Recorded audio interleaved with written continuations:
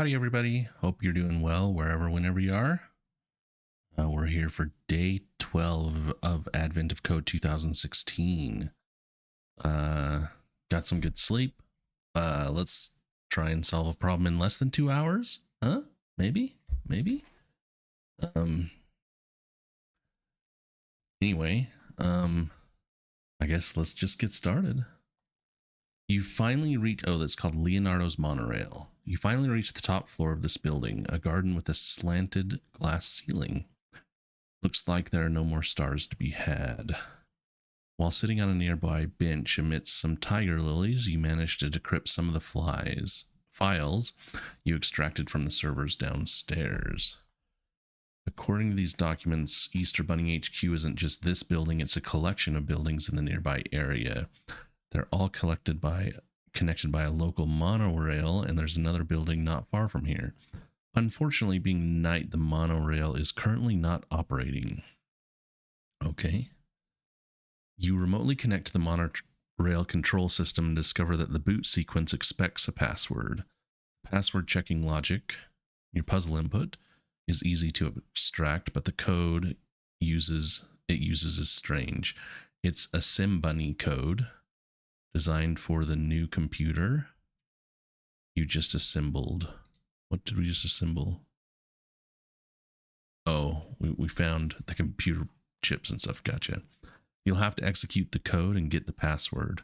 The SimBunny code you extracted operates on 4 registers, A, B, C, and D, that start at 0 and can hold any integer.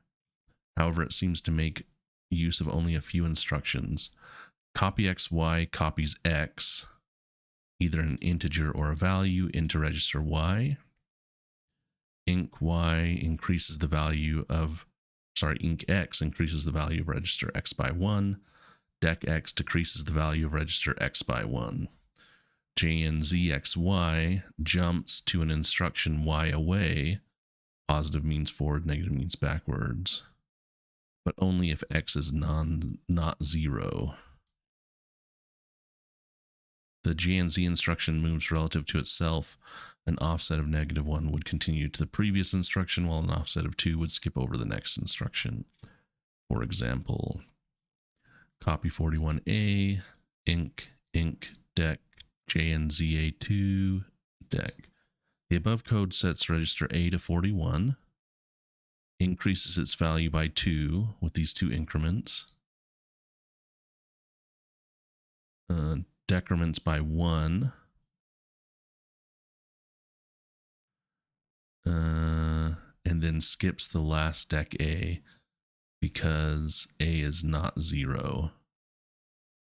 So A is not 0, so we skip 2, brings us off the edge, and the program halts.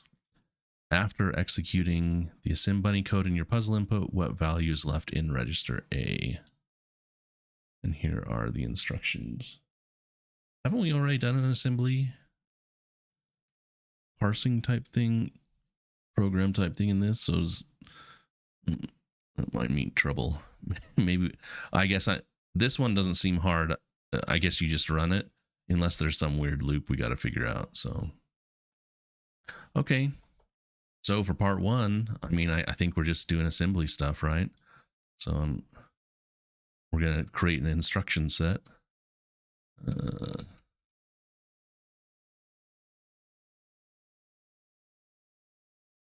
So we have those. What do we want to do then?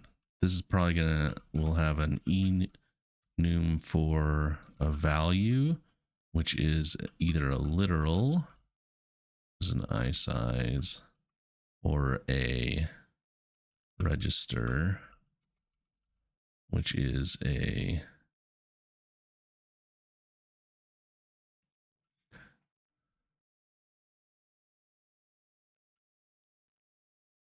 should we do U size and then we can map A, B, C, D to like 0, 1, 2, 3?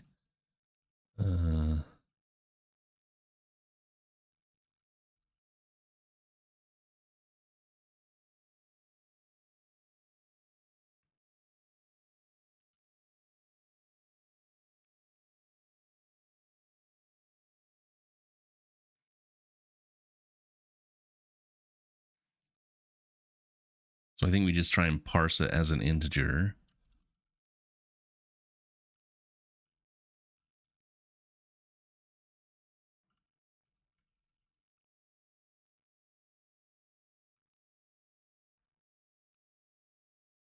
And if we get it, we return that as the literal.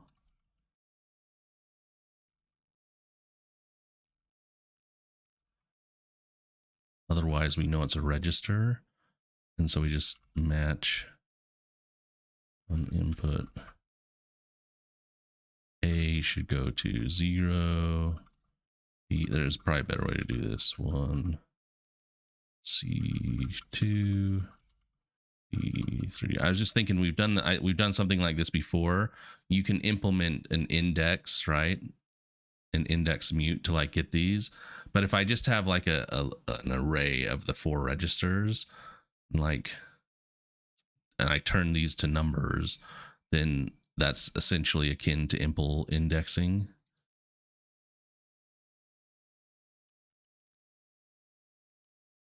So here we panic, invalid value. So hopefully we don't get that.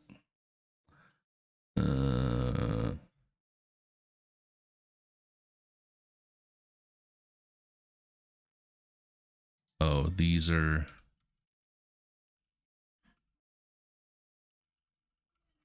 I need to wrap it in a register like that. Oh, and this is okay.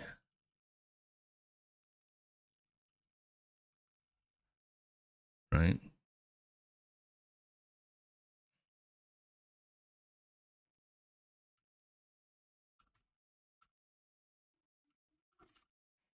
Mixing up my I sizes and U sizes. Okay. That looks like it's parsing. Oh, these are just unused ones. Okay. So now my input is just going to, oh no, I'm not done yet because now we need to do an instruction. So enum instruction.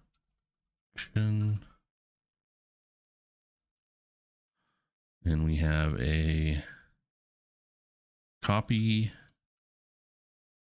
value, oops. And then we have an inc value spec. Can you like specify that it has to be a register? I don't know if you can. And then J and Z.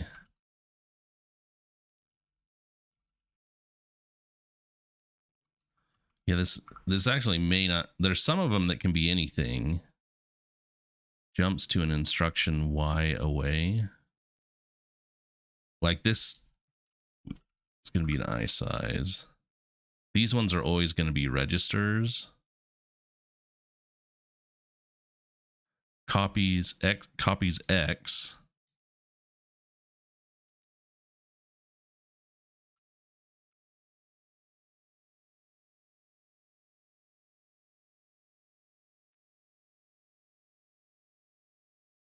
So this one copies X, either an integer or value. So we need to have into register Y, which is going to be a U size, one of these.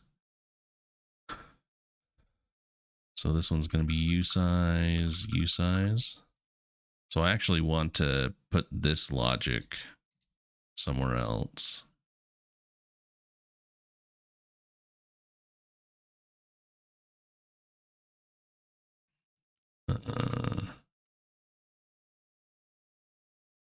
FN.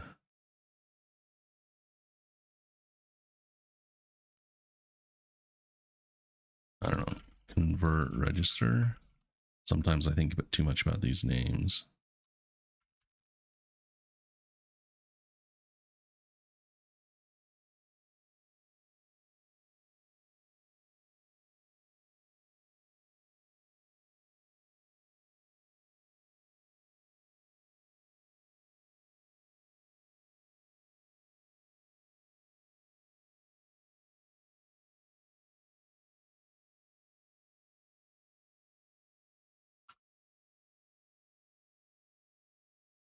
that.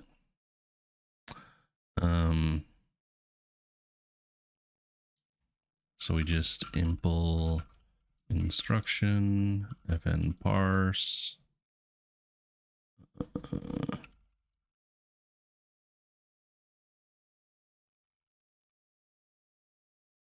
So we want to like let parts equals input split white space dot collect.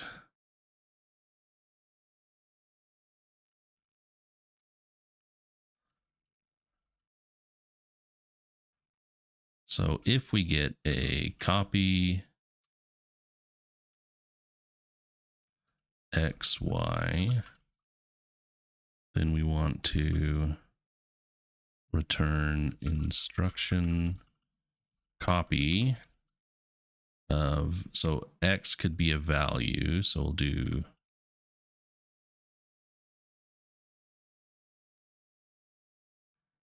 parse X, and this should be a register. So convert register Y, right?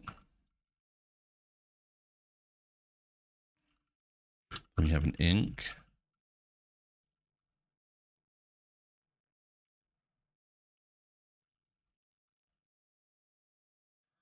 Which is this.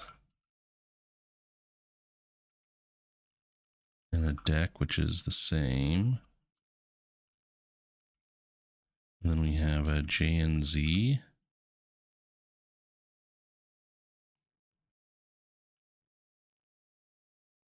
So this one is going to be a value, and then this is just going to be y.parse unwrap.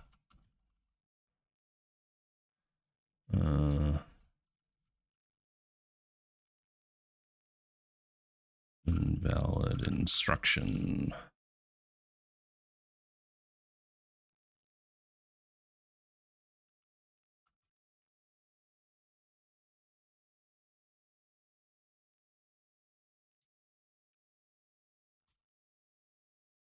Okay. So we got those. So we just map this to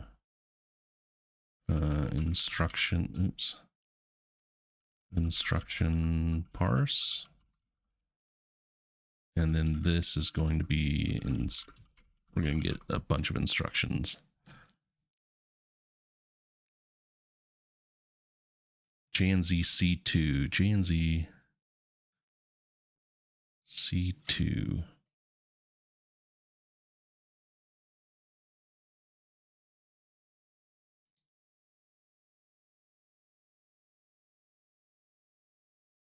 Oh.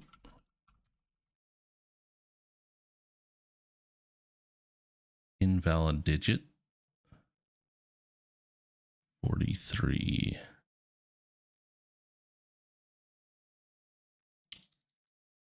Parse int error, invalid digit.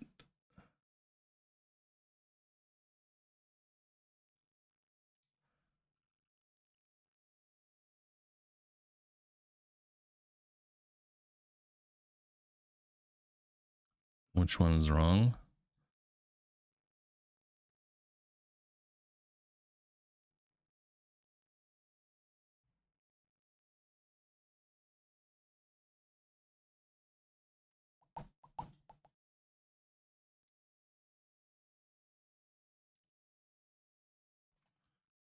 Do I have these wrong? JNZXY jumps to an instruction Y away, but only if X is not 0. Why am I not seeing any of my output?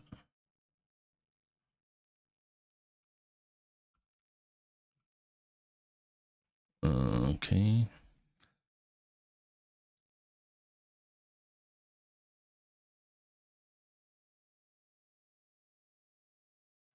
Oh. Okay. That's what you get for copy and pasting, I guess.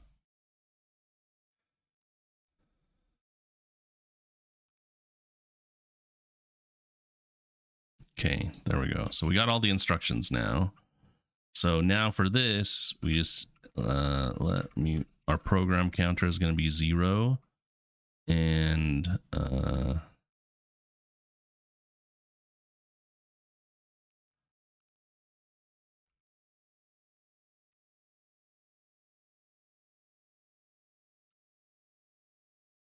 that's going to be our registers, and we'll say like while PC is greater than 0 and PC is less than input.len, and we're going to return registers 0, right, when we're done here, like this.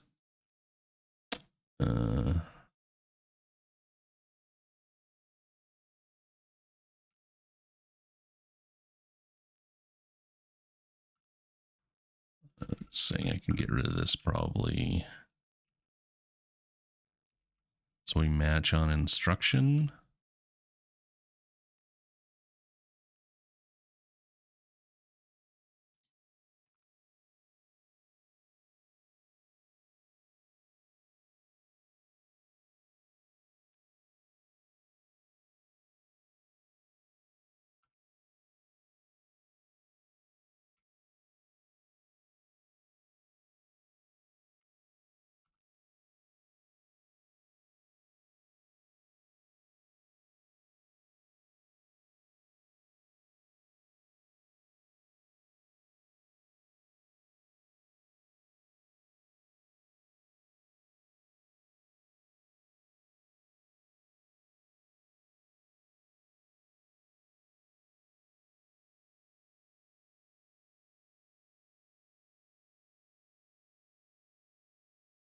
So if we're oh, you know what we need is we need an evaluate for this.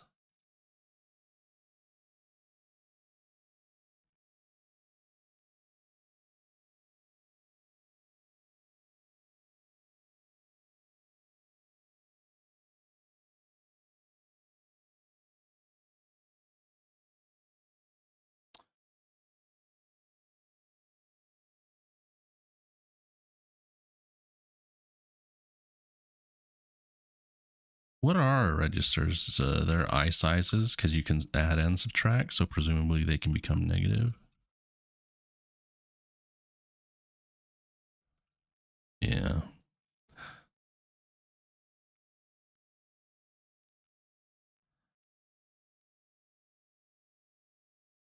So literal I should return I. Self register R should return registers R, like that.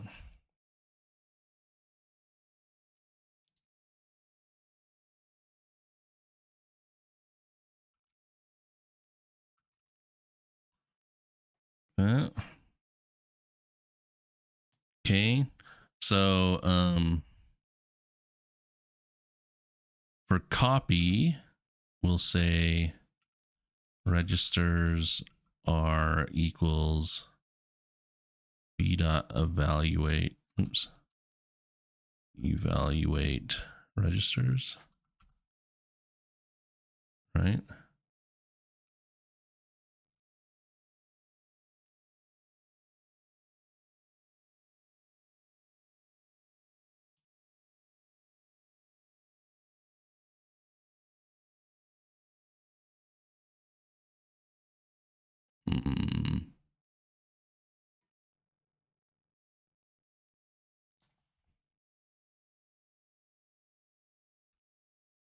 We're going to match on input PC.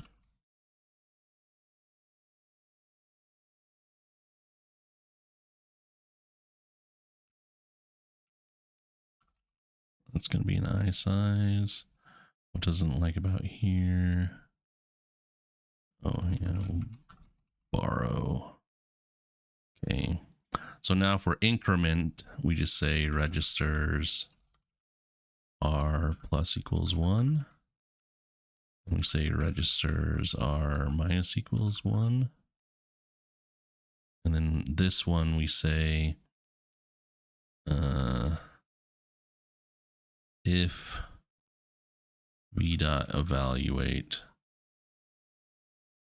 registers not equal 0, PC plus equals I, like that.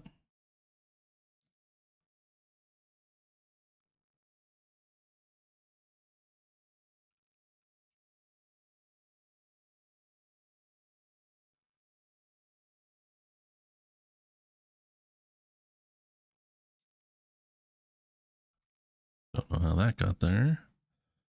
Expected one of blah. Oh, I forgot this, or I got rid of it somehow.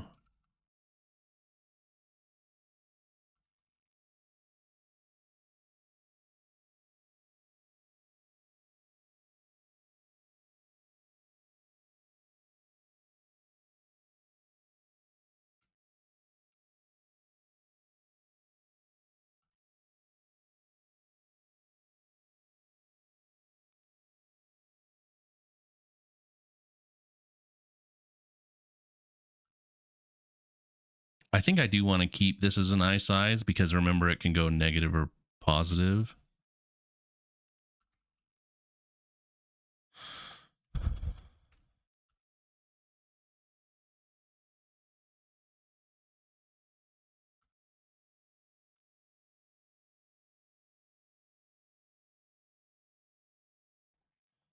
Yikes.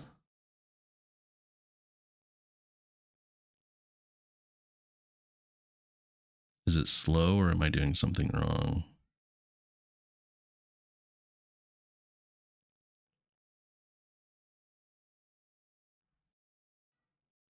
Oh yeah, I am doing something wrong.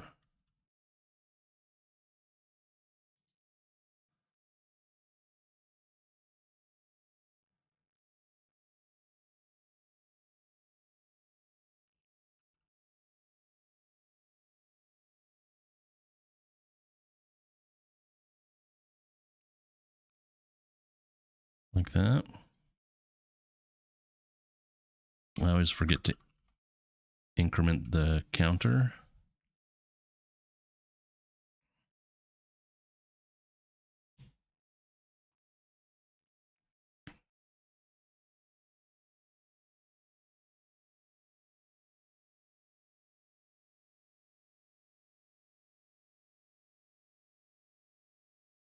Still slow.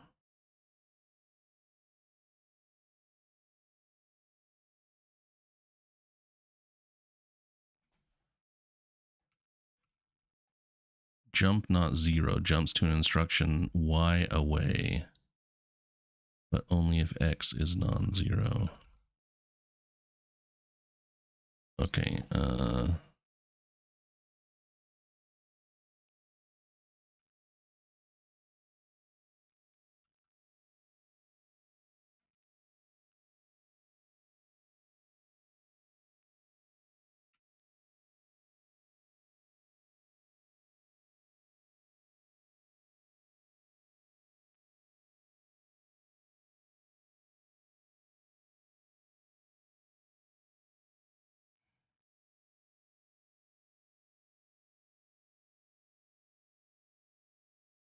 copy literal 1 to 0, copy literal 1 to 1, copy literal 26 to D, jump not 0, register 2, jump not 0, literal 1, 5, jump not Z, register 2, negative 5. Okay, it seems like it's parsing it correctly and we have our instructions. So what else could I be doing wrong? Or is it just always going to be slow and we have to figure out what it's doing?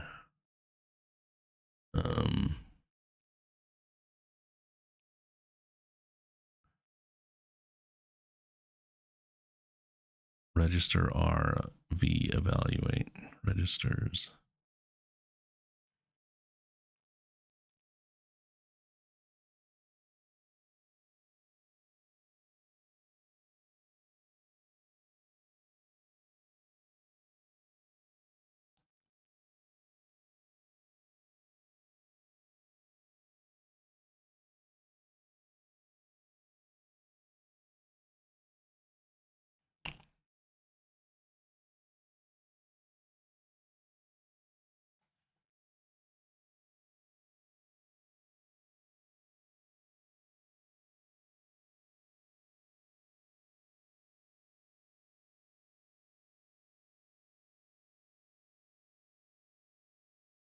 It is doing them right, it looks like. Do I have a... so I can't tell if I have a bug.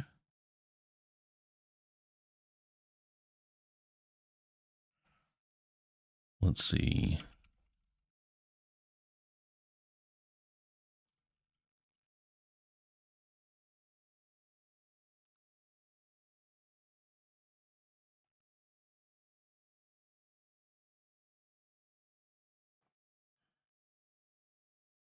We're stuck on instruction 3. Or 4, I guess. 0, 1, 2, 3, 4.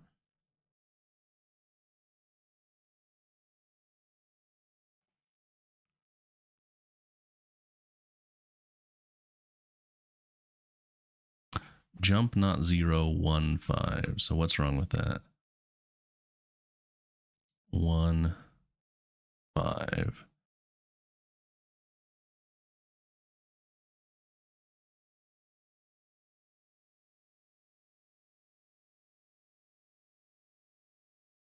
If V evaluate registers.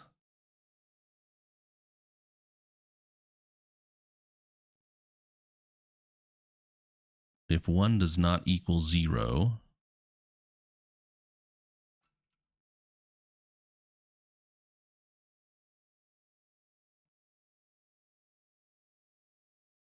PC plus equals I.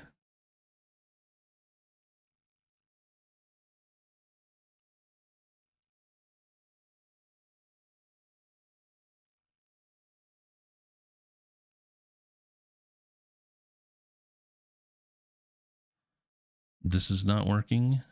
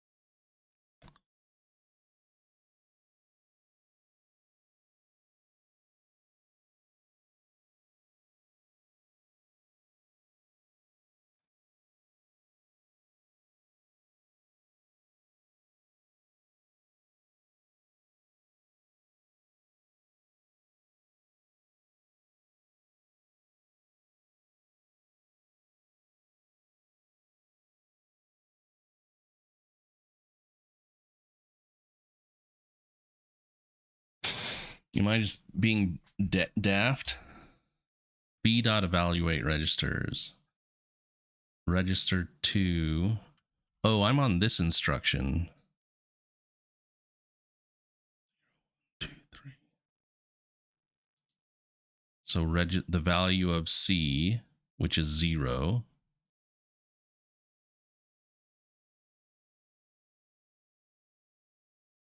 Am I misreading this?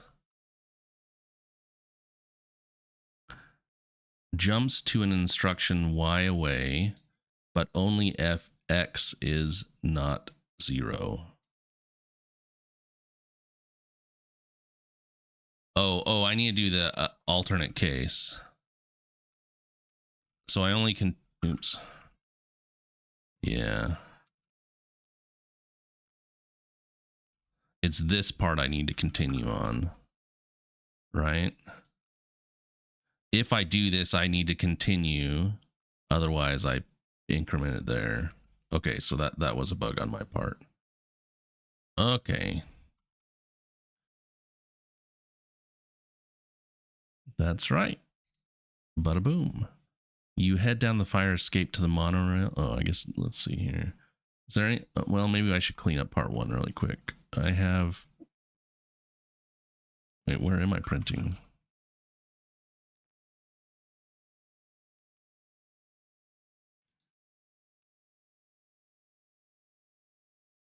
Oh, I cleaned it up. Okay.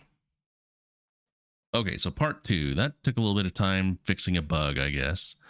As you head down the fire escape to the monorail, you notice you didn't start. Register C needs to be initialized the position of the ignition key. If you instead initialize register C to be 1, what value is now left in register A? Okay, that should be scary.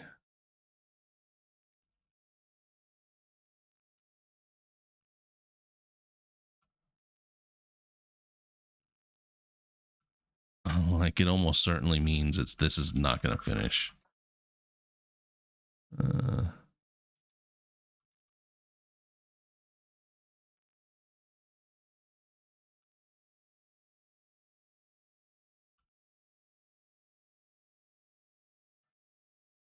ABC 012.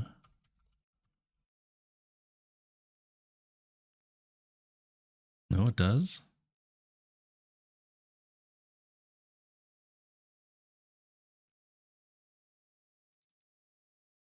Just takes 28 milliseconds. Okay.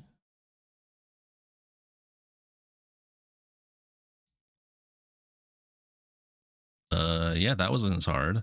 So I was a little nervous about part 2.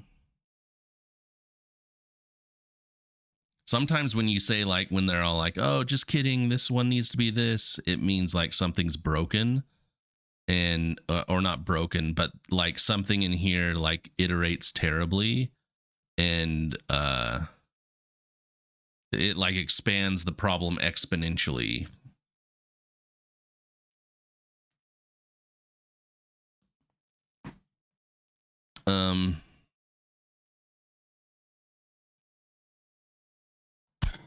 Yeah, I don't know, it just wasn't that hard, right? So what do you do? I mean, you could argue 28 milliseconds. I don't think 28 milliseconds is that bad, right? What is this thing even doing? Should we try and analyze it? Maybe it... I mean, I got the right answers. Did I like... Someone tell me, did I like luck into the answers? We've done one of these before, haven't we?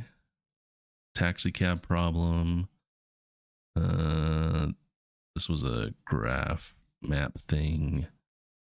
This was just a counting problem. This was another cipher problem. MD5 problem. Frequency map. Matching.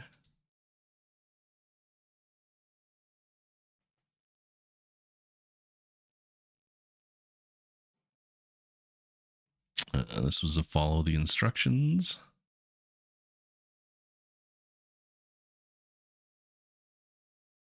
Recursion. Simulation. BFS. Okay. I mean, maybe we haven't had...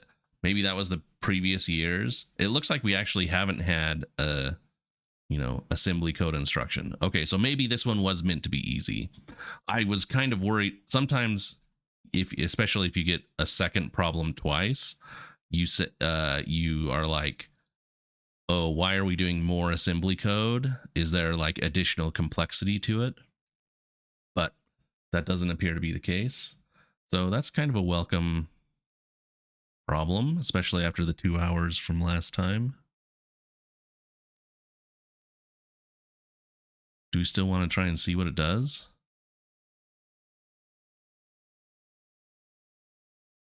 We can try and grok it a little bit.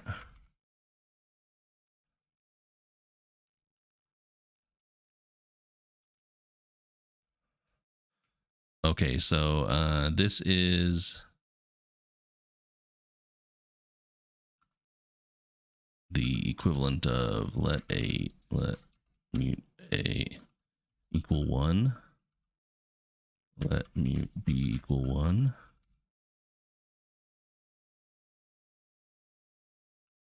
Right? I don't know how to properly...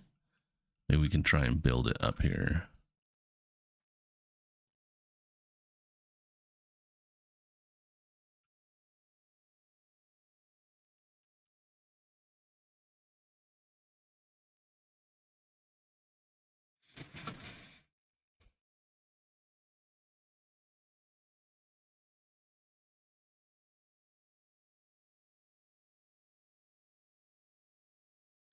Let D equal 26.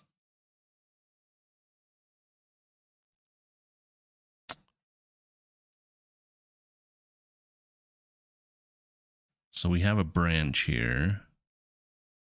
Jump not 0, C 2. So this is the branch for part 1 and part 2. Yeah, so like this is the case where the code is supposed to be more difficult. So if C equals, if we're on part 1, C equals 0, and we step 2. No, jump not 0. Part 1 will go to here. And then jump not 0, 1, 5. So 1, 2, 3, 4, 5. Is that right? 1, 2, 3, 4, 5. Yeah, so this is where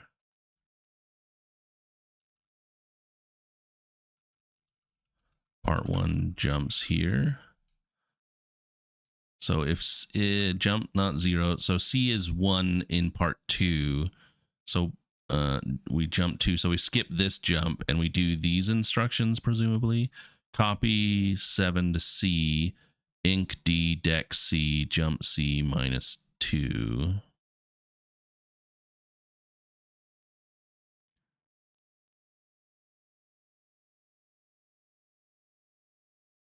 We're incrementing D by 7. That's what this has the gist of doing.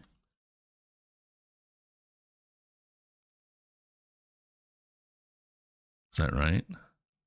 So it's like if, we'll say like P1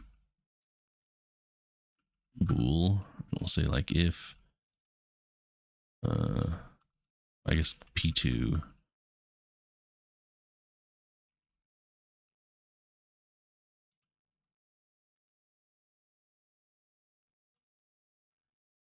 Like that's what this appears to do right here. And then otherwise we do this. Copy A to C. So I don't want to get rid of these because we may still use them. I guess I don't know where exactly it jumps, but let's move it up here so we can kind of see what we're doing. Copy A to C. So C equals A.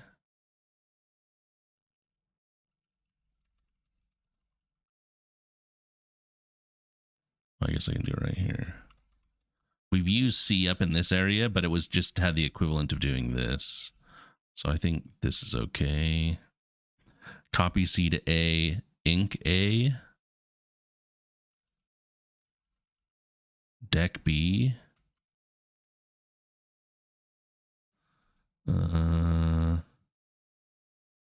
Jump not 0, B minus 2. So we inc. Okay, so this section right here is a loop that has the effect of A equals A plus B.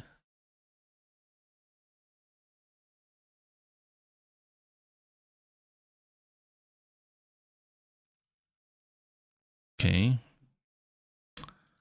Copy C into B.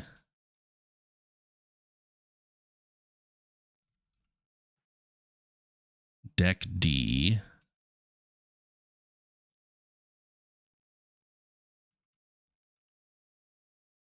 Is this.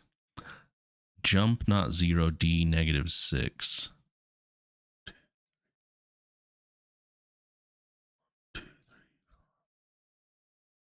1, 2, 3, 4, 5, 6. So, okay, so back here.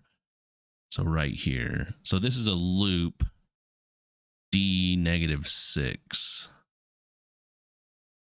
Yeah, so this section is a loop for D. So it's like 4 blah in 0 D.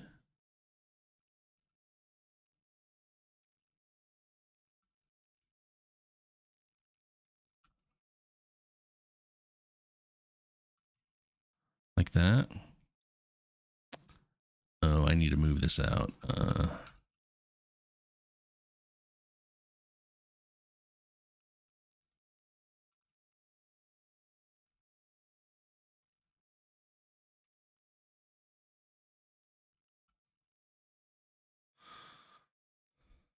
Okay.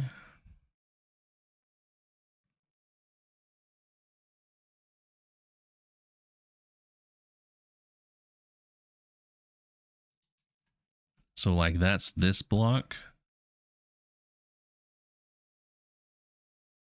right here.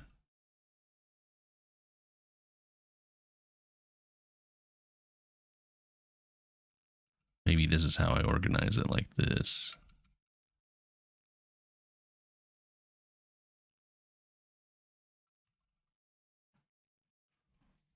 What is this doing?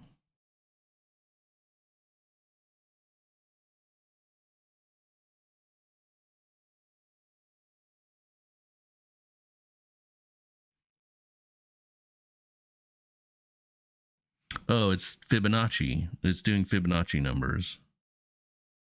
Okay.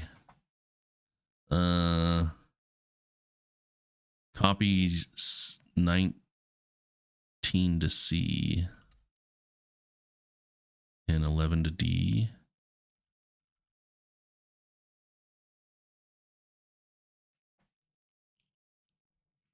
These must be for the different inputs or something. Because if everyone had Fibonacci and it was like calculate, what is it, the 26th or the 33rd, everyone's answer would be the same. So these must like change the value. Inc A, Dec D.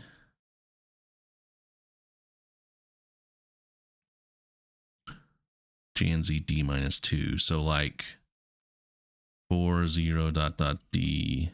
Oh, no. I'm just incrementing A by D.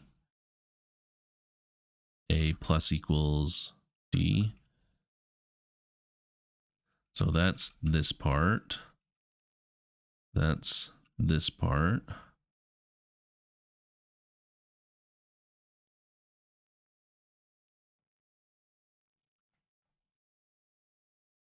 Right? Minus 2, 1, 2. Eventually D becomes 0. Comes down here. Dec C. Oh, it's happening in a loop. Okay. Dec C. -5. So 1, 2, 3, 4, 5. So we do this whole loop for C. So it's like 4.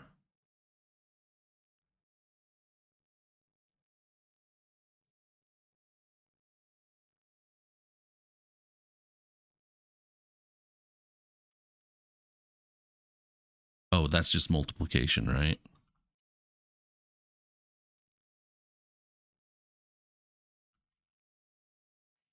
It's just multiplication. So A plus equals C times D. So it'd be like a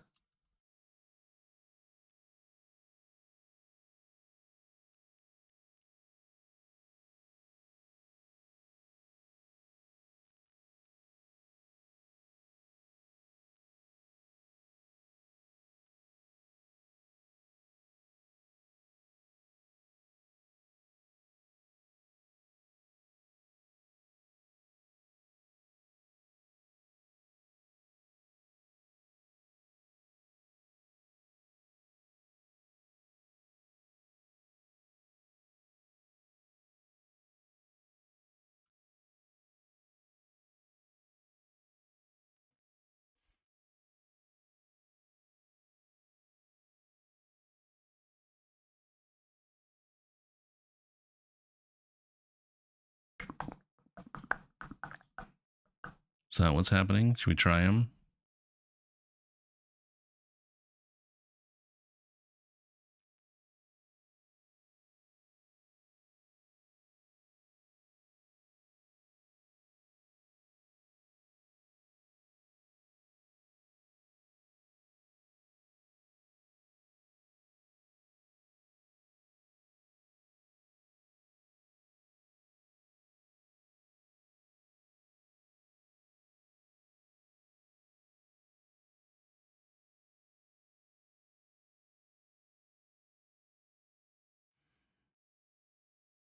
Immediately finishes.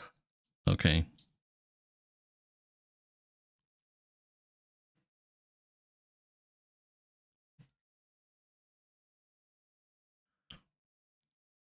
So okay, so just to be clear, the only reason I did this is because there are some times when this is necessary. And maybe it's not necessary. It doesn't feel like it's necessary. If you can, I can normally solve it in this way.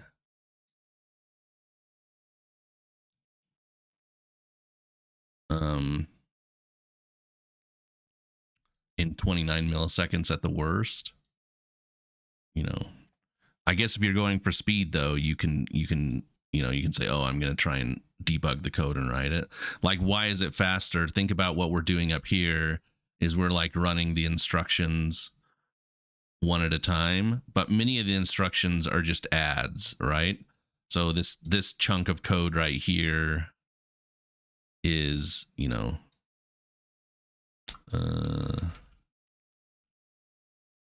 I guess I should organize this a little bit better.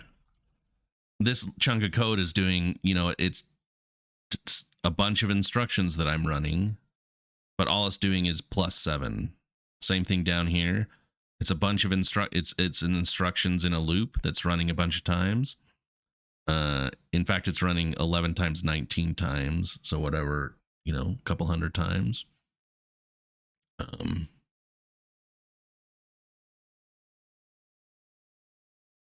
But instead I can just do it in one thing by doing this, and that's like two total instructions on your CPU, whereas this was me doing it a bunch of times. Anyway, that's something just to keep in mind, is like sometimes that happens.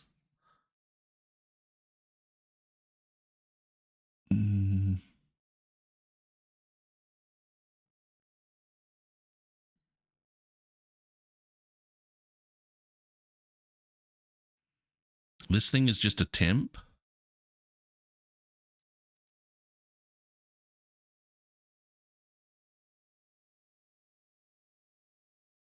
Why doesn't it like that though? Because I actually use it in here.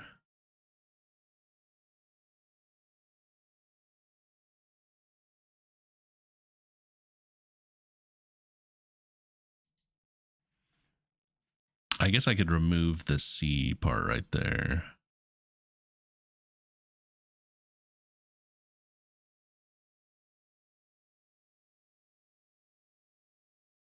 I don't know. I'll leave it as is. I don't care about the warning, but okay, there you go. Just something to think about. I'll submit this like this so you can see like both ways. Yeah,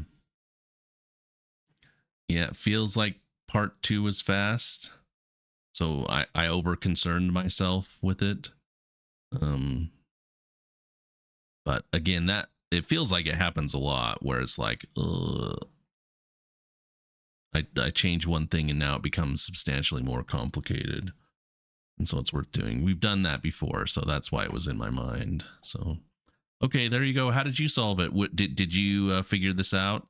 I think it is doing the Fibonacci. It looks like that's what it's doing. And then you just have some subset here. I'd love to see how you did it. So show me your thing. Otherwise, thanks everyone for watching, and we'll see you next time.